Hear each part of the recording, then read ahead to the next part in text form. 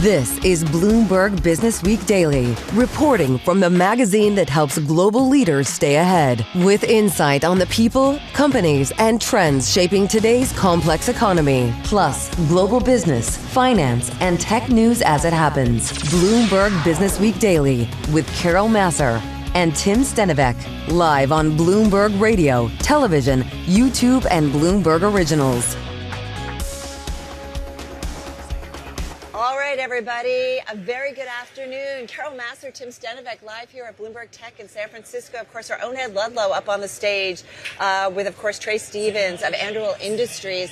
It's just one of the many conversations that are underway. They started last night, and there's a lot going on still. We are at Bloomberg Tech in San Francisco. It is a gorgeous day, and it's just fantastic programming.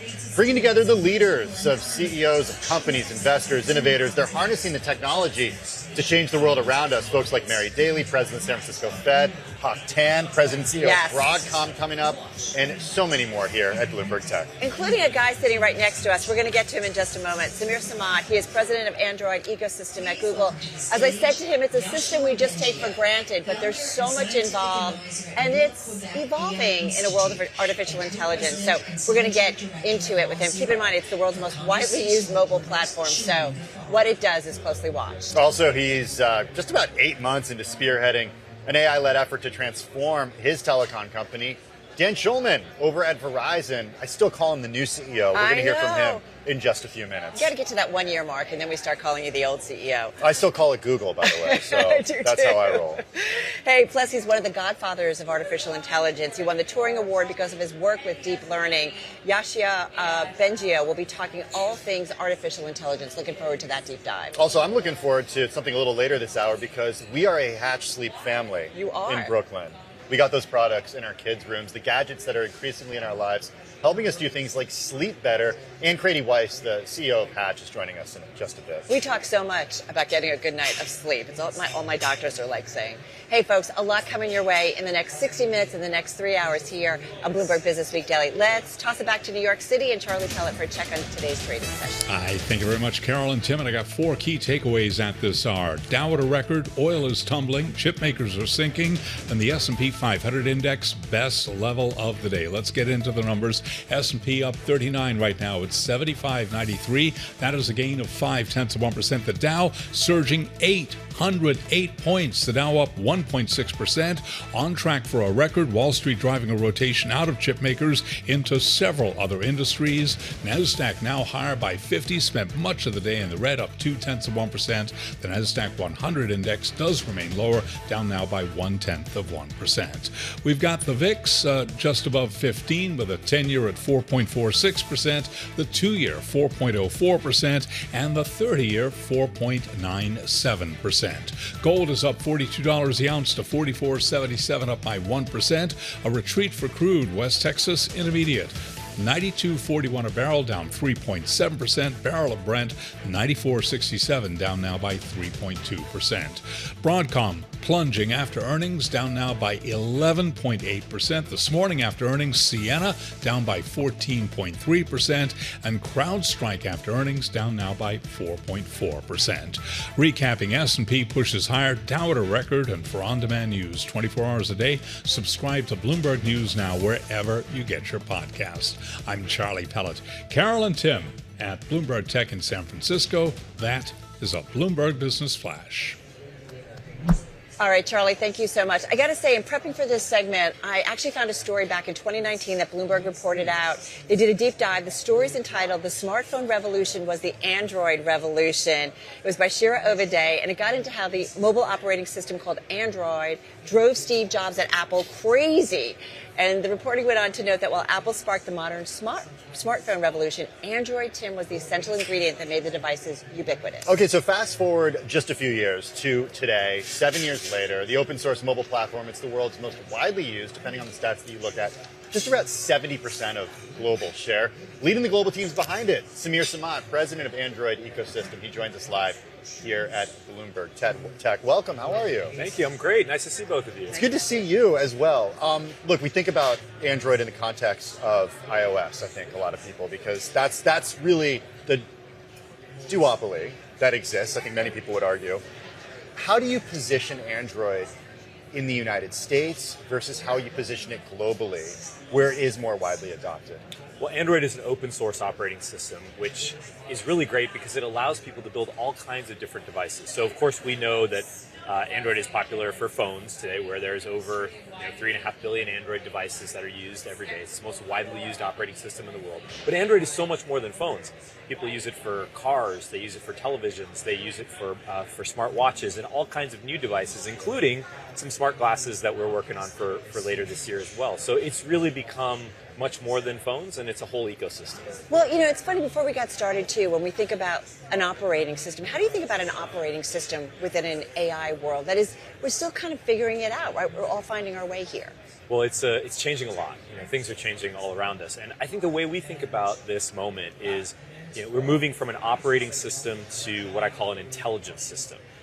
One that is able to be more predictive and more helpful in the moment for you. So instead of making you the micromanager of your device, which is the way I think computing's worked for 40 years. You have the idea in your head, and you use a pointing device or taps to take that idea and do all the things you need to do to get things done. In this new AI era, how can we actually make the system much smarter? So you give it your intention, your goal, and it can translate that into the action that it needs to take to help you get more done. Yeah, I want to push on that a little bit, because I still think when right now, when a lot of people think about AI, they equate it with LLMs, and they think about LLMs not necessarily as, Claude code or helping us vibe code, but rather as glorified search engines. And that actually does search a lot better than we've grown up using.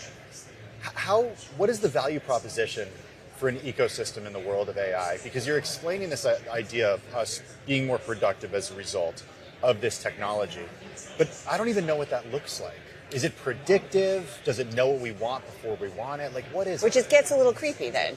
Well, it depends. Potentially. Well, let me give you one simple example that I used a new release of Android with Gemini for recently on my Pixel device, which is, I had a list of folks that are coming to a barbecue that I'm holding, and next to each person I had how many people are coming in their family. Are they vegetarian? Are they not vegetarian? The normal thing you do when you're throwing a party, you make this list. But where do you put that list? Does that go in Google Docs or something? I think I just had it in an email that I was writing to myself, like we all do sometimes. And I asked Gemini, working on my Pixel device, can you take this list, analyze it, figure out how many hamburgers, how many hot dogs, how many buns, and then go to Instacart and add it all to my shopping cart, and then let me check it out. Okay? And it took that, figured out all the vegetarians, figured out all the things, figured out how many people are coming, how many kids, how many not kids, and it did it for me. And so that probably saved me, 6-7 minutes. You add that up multiple times a day throughout all the things that we're doing, and that's really helpful. Samir, what do you think in terms of the conversations that we're having about artificial intelligence? Because I do feel like you and I were talking about this at dinner last night. We're just scratching the surface in terms of certainly how we use it and how we need to push ourselves to better understand what this tool can do or eventually do. Well, I think the most important thing right now is for all of us that are in the industry or even around the industry is to make sure we have hands-on experience. One of the things we tell our teams, and I tell my kids as well, is we should engage with the technology to understand how it can help you and what the limits of it are. And it's changing so quickly. What I tell folks is, even if it wasn't able to help you with something this month, put a note for yourself and check back 3 months later, because it's moving so fast. What I think is important about your example is that you had the initiative to actually ask Gemini to do that. I think that the challenge in this world is that a lot of people don't know that LLMs like Gemini can actually do that sort of thing. So they wouldn't even know that with that example, AI could save them 6 or 7 minutes. How do you communicate that to a population that has no idea what this technology can do, truly has no idea? Well, I think that's a great question. And, in the beginning when these interfaces came out, you had a chat prompt, and we didn't know what we could type into it. And I think people do discover over time by trying things. But most importantly, the software itself, this is where the operating system can be really helpful. When you talk about an intelligence system, it should be able to understand from you what your intention is. What's my goal? What am I trying to get done? Oh, I'm planning a party. Okay, well, did you know I can help you with this? And to prompt you to do that, and to show you how that it can assist you in that moment. And that's a different kind of user interface than what we've seen. What I have noticed is with Google search, it's actually pushing me to Gemini within web-based Google search, and it's becoming very natural. So it's sort of like I'm not starting at Gemini, I'm starting at Google search, and then using it, interacting with search like an LLM. Well, I'm glad it's helping you. I mean, that's great. We have so many different tools that I think are there for folks, and I just want to give one small example of one called Notebook LM. And if your viewers haven't checked out Notebook People LM, love this. Yes, I mean Notebook LM is one of my favorites, and on the Android app, for example, for Notebook LM, my son who just finished finals, he was like, "Dad, can you help me study for the science final?" And I said, "Sure." Overly confident as I am about this. And then he gave me the material, and I looked at it and I said, I haven't reviewed this in years, but tonight I have to do a study session with him. So I put it all in Notebook LM, and it gave me an audio podcast that I listened to on the way home. And when I got home, I looked like Super Dad, because I could answer these questions and go back. This is where it starts to become helpful. And I think it's all about in the purpose, the way in which we use this technology in a purposeful, intentful way to help make our lives better. And that's what we're trying to do. So let's go there, because last month when you guys announced a bunch of upcoming features for your Android 17 operating system, you made some comment about there's a great concern about AI for AI's sake, and we want to be very purposeful. Yeah. What does that mean?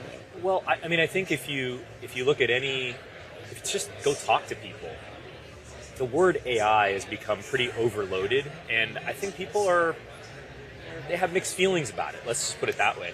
I think what they really want is to not hear about the technology. What they really want is to hear about how is this going to help me. I gave the Notebook LM example, but right. There's so many more that when you talk about how this can help you, it changes the conversation. I'll give you one of my favorites from Android. Android has a feature called Circle to Search. Okay, and Circle to Search is really simple. You'll hold down the home button, and then you see a flash, and at that point you can circle anything on your screen. Let's say you have a celebrity on your screen wearing a great outfit. Circle it and say, shop the look. And Google will go take what they're wearing and figure out what the jacket is, what the tie is, what all the different pieces, and bring back each of those to you so that you can figure out where to buy them and if they're right for you. There's a ton of AI behind the scenes there. That's not the important thing. The important thing is that it's super helpful, packaged in a way that's intentful, purposeful for the user to help them get something done that they couldn't do before. Samir, where do you think AI impacts our world the most? Is it in our personal lives? Is it in our work lives? Is it everything? We keep talking about what it's going to mean for our healthcare and medical world. Like, where do you see it impacting our world the most, or will it be everything? Well, I think there's a number of places that it's already impacting our world. Fair. But I think, if you take the discipline of software engineering, for example, that's going through a lot of change. I think exciting change, but also there are people who are concerned changes, with that as well. I think in the end it will be very productive, and we're going through that same change at Google as well.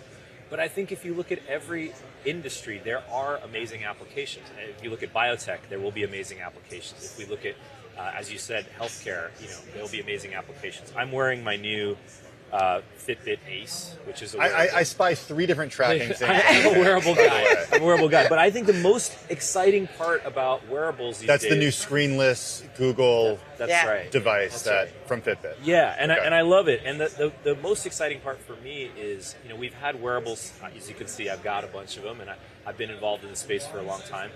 They're collecting health data, but it's what you do with the data that's most important. Because, if you're looking at your sleep score, I kind of know when I had a bad night of sleep, So the question is, what are the patterns, what are the trends, what are the insights that can really help with my behavior change? And I think that is where AI on the device can really help us with that. Yeah, if you're listening on radio, Samir's got a Fitbit on one wrist. It looks like an Android watch. I have a Pixel watch. An Oura ring. Yeah. He's got to check out what the competition is doing. If you have any others to recommend, I'm all ears. Yeah. So I want to go back to this whole idea of the ecosystem and how it relates to AI and Gemini and the stickiness of it. Because I think that's a part of the conversation that really has just recently occurred to me. And I'm wondering what advantage you think Google has having Gemini as its own AI operating system, along with Android, and that working seamlessly across, whether we're talking about your Fitbit, whether you're talking about an Android phone, whether you're talking about a Pixel Watch,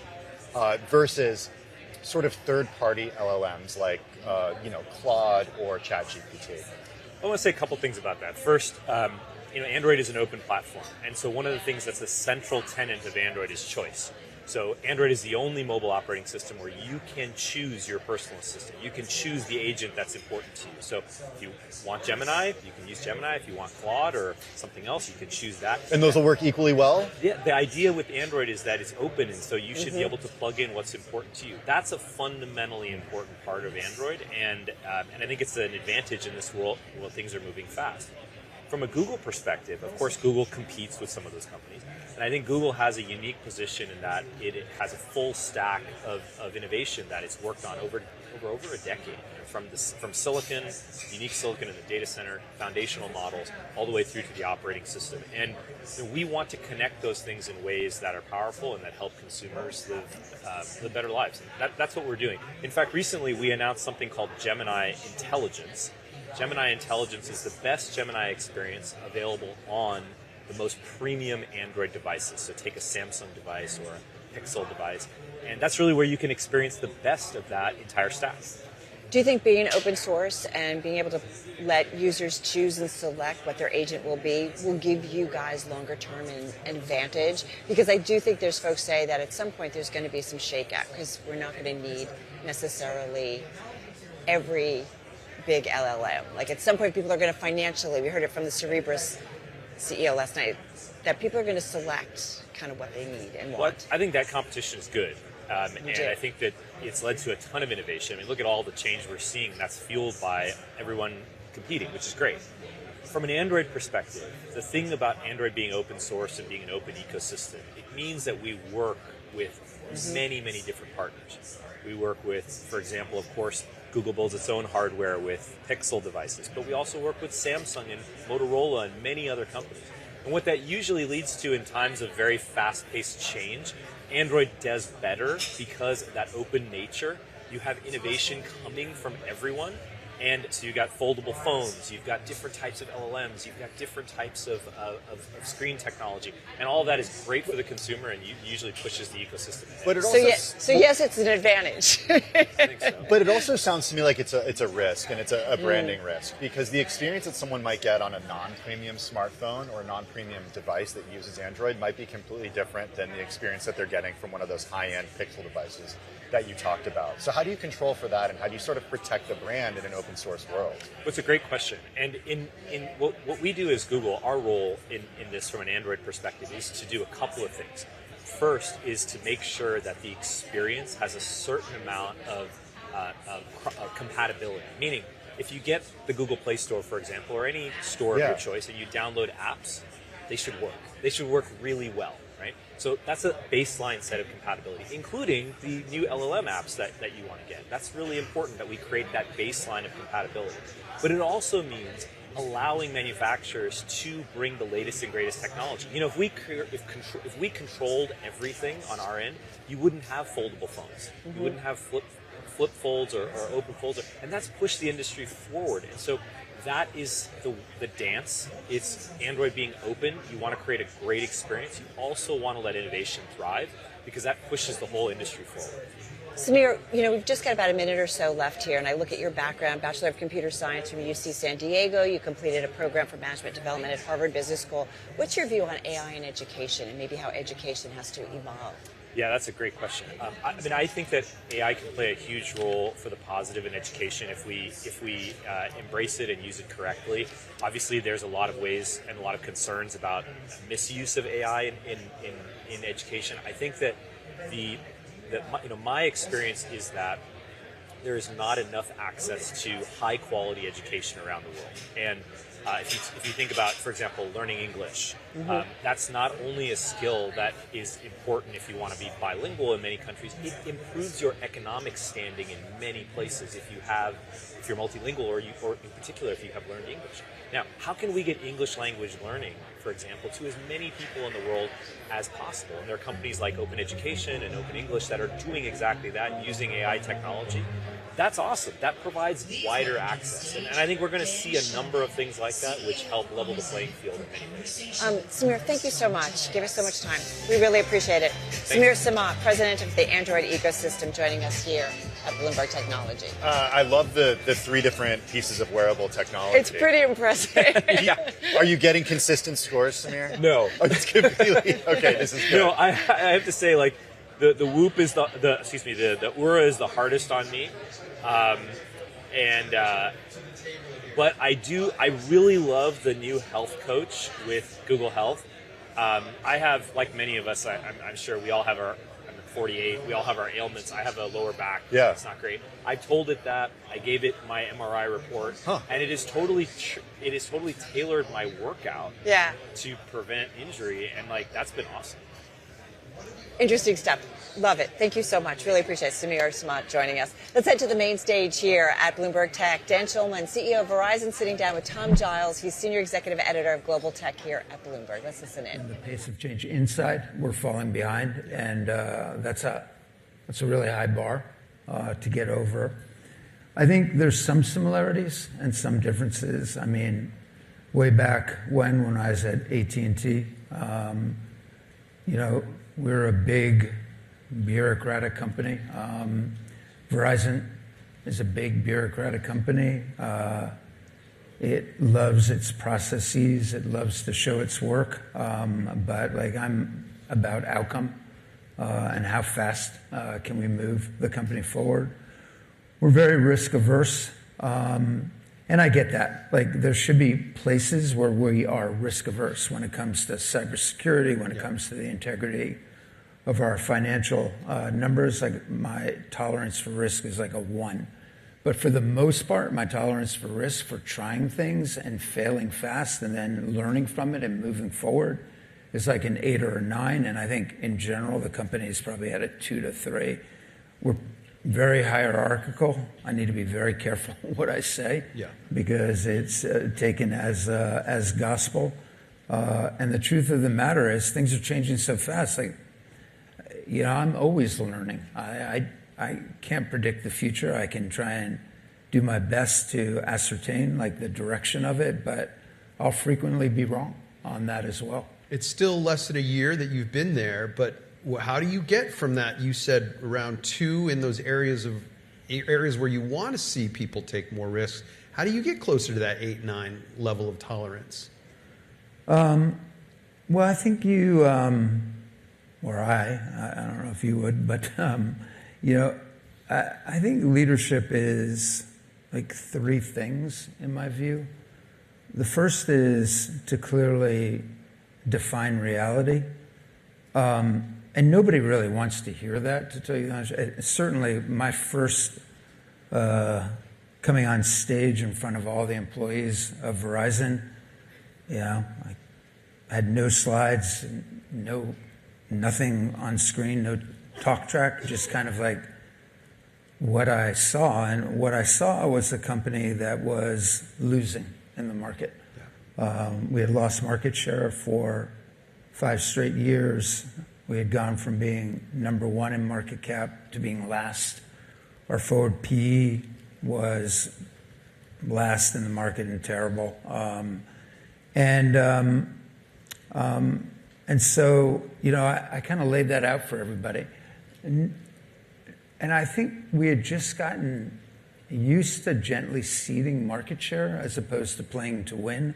And that just doesn't work for me. I mean, that's just not who I am. When I first came in, I think people were scared because I said that, we wanted to play to win. We wanted to stop losing market share and start gaining market share. And people were worried that was going to lead to, a price war. But that's not the way that you compete. Anybody can compete on price. Price is easy. It's about competing on other parts of the value proposition where you can actually differentiate yourself and create lasting value. If somebody puts a promotion out there, I can match it now in 2 hours. So there's no competitive advantage to that. So I think it's really about laying out the reality of where you are, and people don't want to be part of a losing team. And then the second thing a leader needs to do is inspire. Lay out a vision of what you want to do. How are you going to reclaim your market leadership? And then clearly lay out the path between reality and that vision, and like, how are we going to get there and over what time frame, and what things are we going to chew off first and start to work on. So it is going probably faster than I imagined. I'm proud of the team. I don't like giving out compliments that easily, but I am proud of where they are. There's a lot more work to do. So you've given hints on some of that work that you want to do, moving away from low margin, highly promotional activity, simplify promotions, simplify plans. Put some more flesh on those bones for us. What does that look like? Well, I think at the end of the day, the reason people leave Verizon is, one, when we price up with no incremental value, and we had done that for 3 years in a row. We had done something like 30 price ups with no incremental value, and that obviously distresses customers, and so we had started to see our churn go up. Yep. And I told the company that, like, the first rule of getting out of a hole is stop digging. And so we're just not going to raise prices without any corresponding value. And I'm beginning to see that as our churn starts to come down. Yeah. The second is friction in the process. When you come into our store, how quickly can we help you? When we sell you something, is that reflected on your first bill? When you call into customer service, do you get somebody who's empathetic? Do what they see match with what you heard in the store and on your bill? And that's really, really difficult. That's the end-to-end customer experience. Okay. And that's hundreds, if not thousands, of things that you need to do better. And we are focused on every single one of those, just incrementally getting better, because I feel if we can have the best end-to-end customer experience, that's real differentiation, because it's very hard to imitate, and it's extremely hard to do, but extremely appreciated by customers. It's going to be hard for me as a customer who's been with Verizon for a very long time to notice even many incremental things. I might understand, okay, yeah, I do have a better customer experience, but there's something concrete that I should look forward to keep me from, taking that offer from T-Mobile or whatever. Yeah, there will be. Can you give us a little bit more of an indication? No. I want to be conscious of our... to your point, I mean, the answer still is no, I won't. But I think that when we talk about kind of this end-to-end value proposition, there are little things, there are bigger things, there's how do you simplify things, how do you add elements of loyalty into what you're trying to go do. And so, my view is there's never a big bang in what you're going to do in front of customers, because if you can do a big bang, then your competitors can do a big bang. Right. Unfortunately, it is like having a long-term plan, and as I say inside the company, every single day matters. Like, I want to see incremental improvement every single day.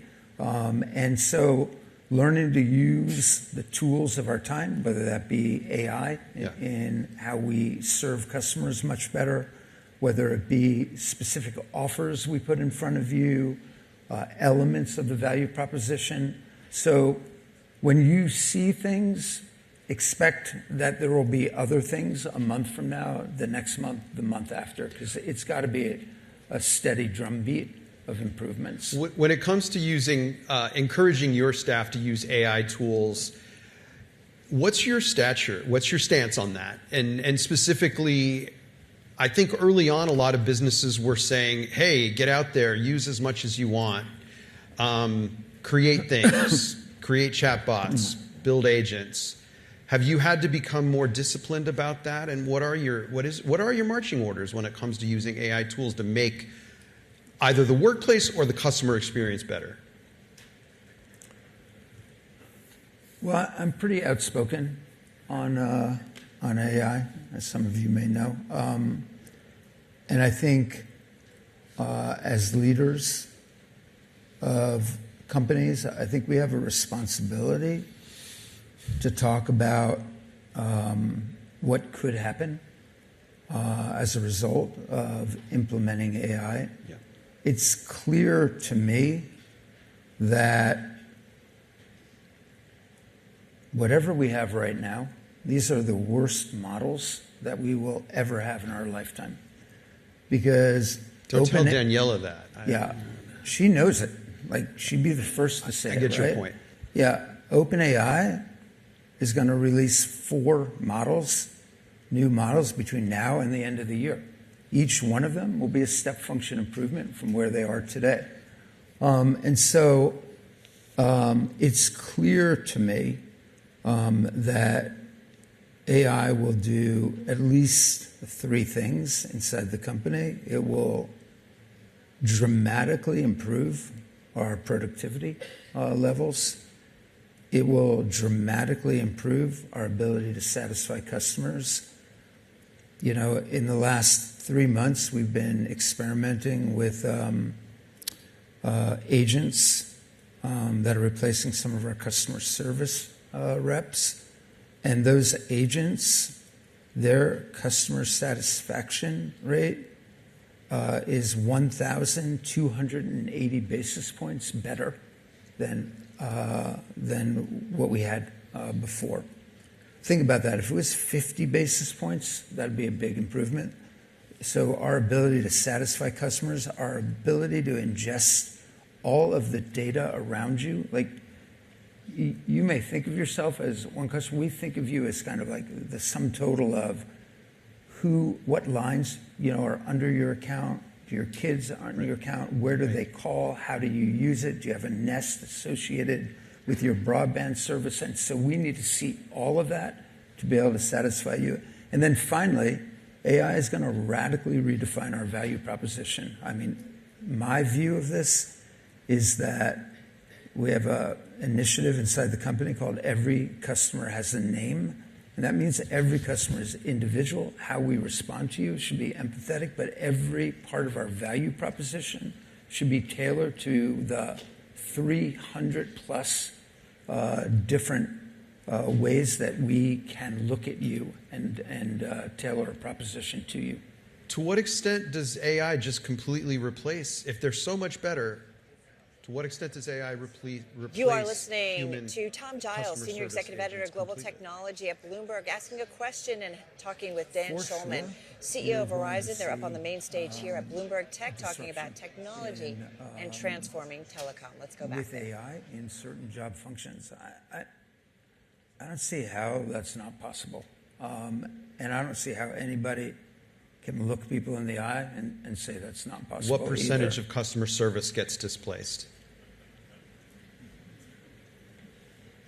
It can be a large percentage of customer service. I think that function, is a function that has a lot of rote parts of it. I forgot my password. What's my billing amount? Those are all simple and easy things for an agent to go do. More complex things will be a combination of human and machines working together to satisfy. What that doesn't mean, like, you will have functions that will be disrupted for sure. And I don't see how anyone, again, could say that they won't be. But you will have, like what we're seeing in our customer service right now, is the rote stuff can be done by agents. More complex is a combination of an agent and a human working hand in hand to be able to satisfy that customer much better than either of them could do alone. And so I think you'll see all of those things happen, but I'm going to lean heavy, as I think all of my colleagues will, all the Fortune 100 will lean heavy on AI. You cannot be a part of this age without understanding the technological revolution. It'll be AI. I think personally we get to AGI, like some are saying before this now, but I think in the next 2 to 4 years we're in AGI. I think in the next 4 years we're at quantum. We're already preparing for Q Day as early as 2 years away because we need to look at all the encryption pieces of this. And then you're at humanoid robotics, a couple of years after that. That's all happening, and we need to be ready as a society, as leaders of corporations, and then we need to take the responsibility of that. So, for instance, I think I was one of the first to pull together a pretty wide scale. We put aside $20 million to train and reskill people that are impacted by AI. Right. That's the tip of the iceberg for what we're going to go do. Like my view is we have a responsibility to put serious money, resource, and effort into training not just our employees, not just people that are impacted, but the communities we serve as well, in utilizing AI in a responsible way. But as I say to everybody inside the company, you should not be scared of AI. You need to learn AI. You need to be able to use it in your work. You need to be able to use it in your personal life, because that's the age we live in. One of the first moves you made was a difficult move, admittedly, in eliminating a lot of jobs at Verizon to the tune of 13,000. You set up this fund, $20 million. You said that's just kind of the tip of the iceberg. What are some of the early takeaways from that, and what do companies need to do to reskill workers who are affected by, whether they're in customer service or some other area that's affected by AI? Yeah. Well, first of all, we're training everybody inside the corporation. We do week-long events now, and that can be from some people don't even know, the right prompts to go use and how to use basic chatbots, to being able to gin up agents. We have a whole AI tech stack that we are now implementing, most of which will be done next month in July, all of it finished by November. But you have to move quickly. You have to train. We have 7,000 people in this reskilling that have already applied for that. But as I mentioned, I think our responsibility is to work with government, and I'm spending a lot of time down in D.C. To think about how we take our resources, maybe the resources of the Fortune 500 as well. Think about it, if we're putting 50 to 100 million into it, and you multiply that by, my peer set, and then what the government can do, you could have a lot of money going into thinking about reskilling, retraining, and how to really utilize AI as hopefully a force that can unleash the best parts of humanity, as opposed to a force that, could add a lot of stress into our democracy. Speaking of powerful tools, briefly, in our last few seconds, We're out of time. Recently joined, they don't need to know that. Recently joined Project 000. Project Glasswing. Given your background in cybersecurity, give us a sense of, now that you've had a chance to get in there and test it, how powerful is it? What does it do? Should we be afraid of it? Well, you should always be concerned about cybersecurity. I mean, it is existential. Everything we do is controlled by software. The elevators you go in, the planes that you, board, your financials, everything. I don't know how much money you have in your pocket right now, but, it's probably not a lot. And all of your wealth is digital in some way. So I think, a consumer has their identity stolen every 2 seconds. So I think cyber is existential for us. Mythos, which we've been working with as part of Glasswing, is a tool that can identify a lot of elements that might not have been seen as critical, but when you link them together, they become a critical infrastructure thing that needs to be repaired. Mythos is very powerful. It's enabling us to identify vulnerabilities, but also fix them quite quickly as well. But it's also forcing us to think about, how we ingest third-party vendors into our network and how we everything needs to be patchable remotely. Like within the next couple of months, 85% of everything done in our network, instead of taking multiple hours or days to figure out what's going on, we will identify it in minutes, go right to the element and fix it autonomously. Lightning round. If the government continues to designate Anthropic a national security threat, given its concerns about how its tools are used in defense, how problematic is that for you as a company? We have access to it. So I would say Mythos had a head start, but all of these models catch up very quickly. I think OpenAI's model around cyber is extremely powerful as well. And as I mentioned, every 2 to 4 months, these models double in strength and capacity. So I think Mythos was a real good look at what the capabilities of these models can do in specific functional areas. And I'm glad because we do a lot for the critical infrastructure of the United States, and Mythos is going to help us protect it. Thanks a lot, Dan. Yep. Thanks for joining us. Thank you, everyone. Everybody, the main stage here that is, of course, the main stage here at Bloomberg Tech. Dan Schulman, CEO at Verizon, there with Tom Giles of Bloomberg. He's, of course, senior executive editor, talking a little bit about Mythos there at the end. Yeah, we're going to be talking a lot more about Mythos throughout the program, including coming up right now, because we're going all in on AI. Let's go right there. He is one of the godfathers of artificial intelligence, and with good reason. His work on deep learning is why he is the recipient of the 2018 AM Turing Award. It's considered to be the Nobel Prize of Computing. And our team here at Bloomberg Technology reminding us that he is the most cited living scientist in the world across all fields. If you Google him, you will find that he is the only living scientist to surpass 1 million citations on Google Scholar. It's a milestone he reached in late 2025. People are watching what he says and what he does. We're talking about Yoshua Bengio, founder and scientific advisor over at Mila Quebec AI Institute, co-president and scientific director at his new research organization, Law Zero. It's focused on building safer AI agents. Professor, good to have you on the program. You chair the International AI Safety Report. We'll just start there. Is AI safe? No, that's the problem. We're building systems that we don't know how to control. They will behave sometimes against our instructions. And this lack of reliability is both a scientific challenge and a problem for the deployment of AI. So how do we...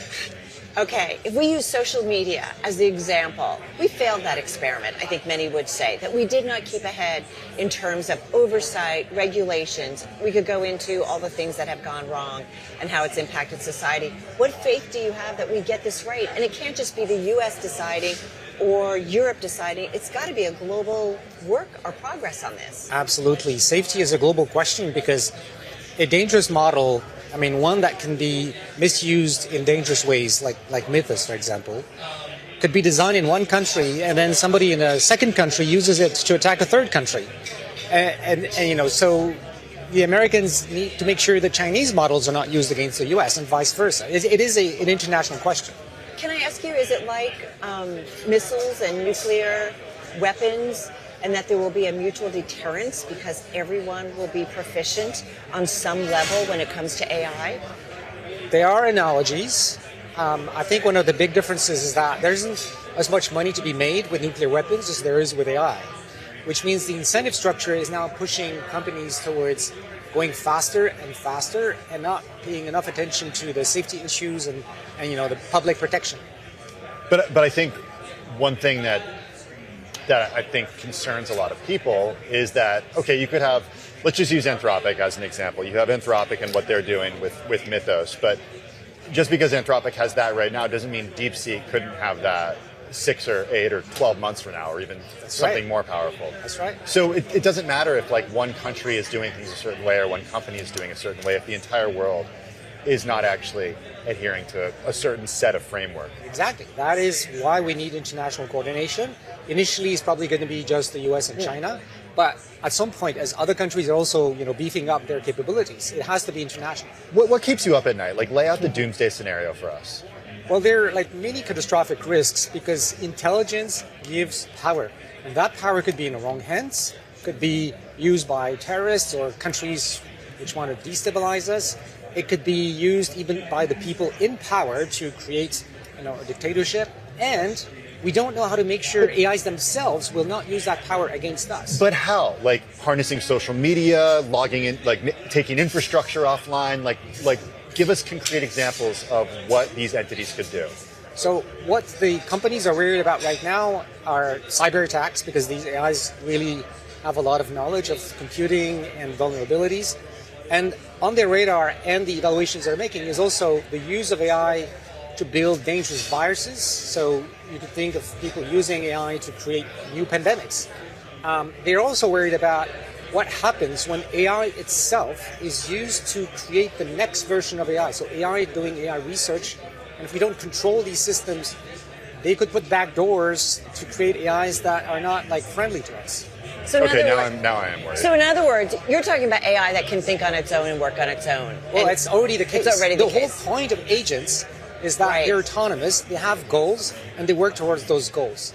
The real question is, who controls those goals? We would like to be the ones in charge, but right now we don't have the technical answers to make sure that's the case. Yoshua, do you regret then the work that you did years ago? I think I should have been seeing ahead, earlier, that we were building something that could become extremely powerful and that we don't know how to control, and that it would impact societies in which that currently, on the current trajectory, could be destructive. So, okay, but here we are, right? Yes. And it sounds like it does feel very doomsday and scary, but I do... And it also feels like it's too late. No, it's not. And I want to talk about that, but I also feel like there's a lot of potential to do some great things as well. Yeah. Talk to us about that side. Absolutely. I've been working for many years on how we can use AI to design better drugs. In medicine more broadly, how we can use AI to design better materials for batteries, for energy storage. And I know a lot of people working, for example, in how AI can help agriculture, can even help democratic debate tools. The question is, the same power that enables these things also enables, for example, in the case of biology, dangerous uses that could really harm a lot of people. Do the potential positives outweigh the potential negatives? Well, there's so much we don't know here. You have to weigh in the uncertainty. And it's...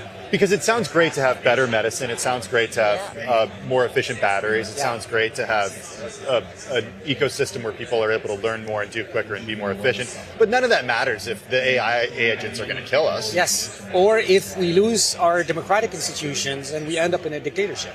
So these are But we're already having, if I think about democracy, let's go there. Yes. Right? We're already having these kinds of problems. We do. And this is We do, but it could get worse.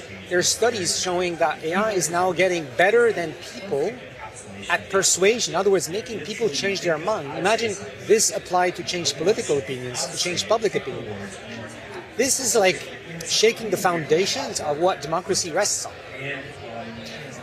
I don't know. People talk about the new industrial revolution. They make comparisons. Do we have any comparison in terms of the impact AI agents? No. I mean, as usual... It's something else that's changed our world dramatically. The light bulb. As usual, I think, the past can tell us things. But you have to realize we've never been in a situation where we build technology machines that would be smarter than us in many ways. And it's already the case in, various domains, and it's just growing. There's nothing in history. We build machines that help us physically, that have much more powerful muscle-wise, but brain-wise, this is completely new.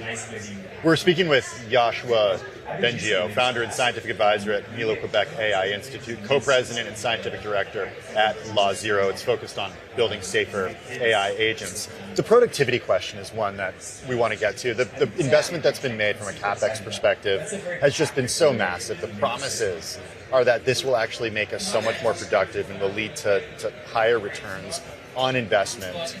Is that true?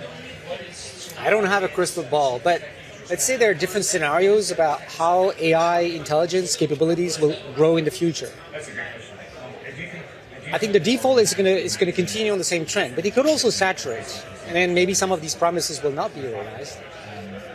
The other issue is, even if AI is more capable, it doesn't mean that it is behaving well. In fact, there is a serious scientific hypothesis that intelligence and the goals to which that intelligence is put to use are like two very different things. All right, so we talk about races in the world, and this is certainly a tech race, an AI race, right? So it sounds like for things to go better, safer, you've got to have global collaboration. Yes. So what is happening on that regard, or what needs to happen in your view? Based on your knowledge, you understand how this works. So what needs to happen to make sure that we don't have AI taking over? I would say the most important thing that needs to happen is better understanding and awareness of what we're talking about by the governments around the world, and of course China and the US in the first place, but eventually, many governments who have researchers and companies building AI as well. Because once we understand the magnitude of the risks that we're taking, we'll sit down at a table and negotiate. One of the things I want to go back to what you said about productivity. Yeah. What about the labor market? Is it going to create, it's already tough for some of those starting jobs, I think of kids coming out of college, or what does it mean for the global economy? What does it mean for the labor force? Does it create jobs? I mean, building data centers, yes, but how do you see it? I mean, the number of people needed for data centers is peanuts compared to the effect that AI could have on the job market. But the economists don't agree. It really depends on the curve of advances in AI in the future. If it continues at the current rate, then yes, there will be massive automation coming too quickly for society to adapt. Yoshua, who, given the work that you've done in this and understanding the potential pitfalls of the technology, name names for us. Who's doing this well? Who understands the potential repercussions here? I don't name names. I think there are a lot of people who have good intentions. The issue that makes the current dynamics dangerous in some ways is the incentive structure, is the competition between companies, the competition between countries. So maybe I'll ask this question a different way. What if you could have Dario Amodei in a room with Sam Altman, along with Jensen Huang, along with the leaders of all the hyperscalers, and then of course the leaders of the Chinese companies as well? What would you tell them? What do they need to know? So they know already, right? They know what I'm talking about. Tell them. What they need to do is to agree with each other on a set of principles about safety and careful deployment of AI. And they're already talking about it. What they are asking actually is governments to agree with each other to make sure there's a level playing field for all the companies, so that every company, before they build and deploy a very powerful AI, needs to show to the public, to the governments, that their system isn't going to be dangerous in the wrong hands and all these issues we're talking about.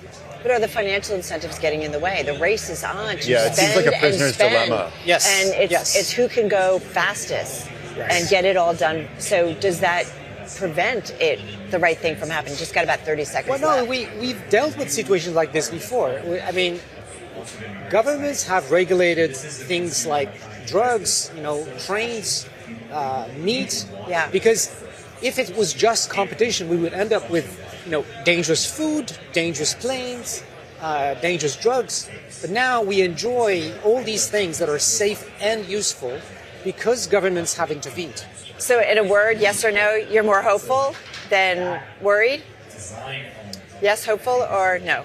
I don't know. I mean, I feel like it's not my vision that matters. It's the actions that we take collectively. Fingers crossed.